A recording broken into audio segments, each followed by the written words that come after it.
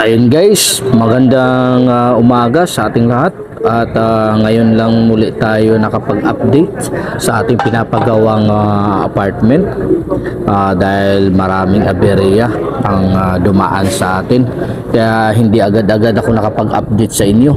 So sa ngayon ay ito, tinapos ulit dito sa harapan yung finishing. Yun ang ating ginagawa ngayong araw na ito. So dahil nga sa aberya, medyo natagalan tayo dito. Pero di bali na, importante naman ay tinuloy pa rin natin. Yung sa loob naman ay tapos na yung ating pagpapalitada. Medyo maganda talaga ang dating ng kaniyang ginagawa. So solid yung ating binayad sa isang mason. So yung CR tapos na rin. Naglagay na rin ako ng nakapalitada na rin ang dalawang kwarto, tapos umorder na rin tayo ng pintuan.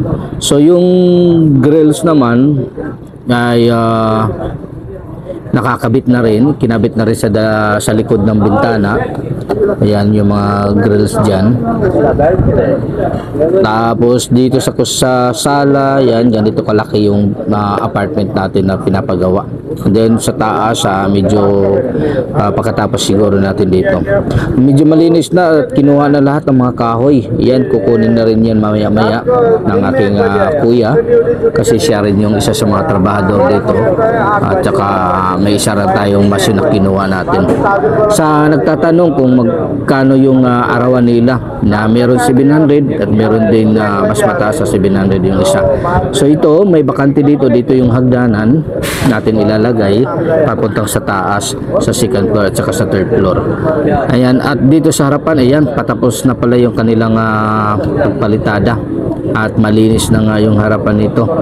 Nakakatuwa naman at kahit papano umusad pa rin tayo kahit sa dinami-dami natin ng mga pinagdadaanan na crisis na karang buwan.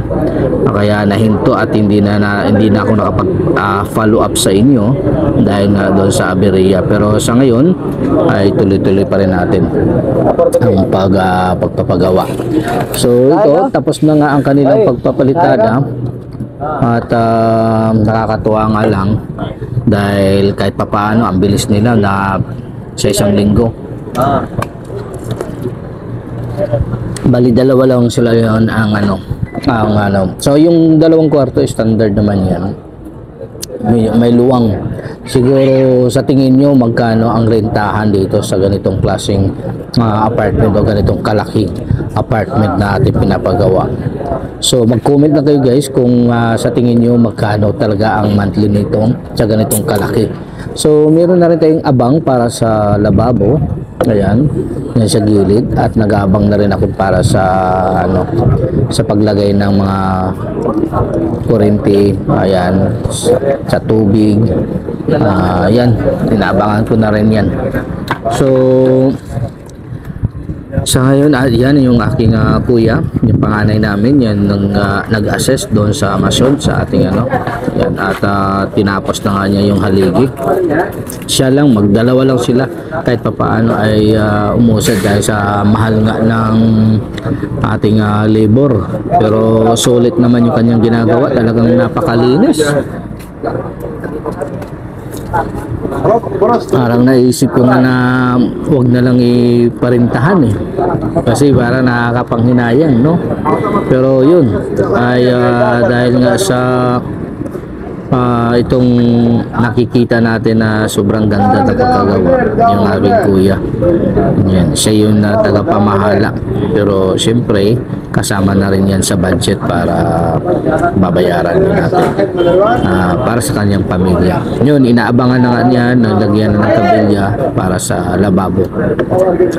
Yung lababo nakuha namin porcelain lang yung kanyang nalagay, tapos yung tiles namin is kulay puti. Yun lang yung aming tiles na gagamitin. Ayan, at meron dyan exhaust para mas maliwanag talaga kapag nag-asikaso sa kusina. Sobrang maluwang to guys. Ang area nito, ang lot area na sa 78 square meters. So dito sa gilid guys, nagpalitada na rin tayo. Ayan, dyan yan ilalagay natin yung ating hagdanan. papunta sa second floor at saka sa third floor. So may bakante rin ditong kwarto at saka tindahan yung harap para sa ate ko rin, kahit papaano magkaroon siya ng sarili niyang business. So yun yung plano namin dito sa apartment na ito. Yun ay talagang nakakatuwa lang tingnan o pagmasdan na kahit papaano umuusad na nga tayo.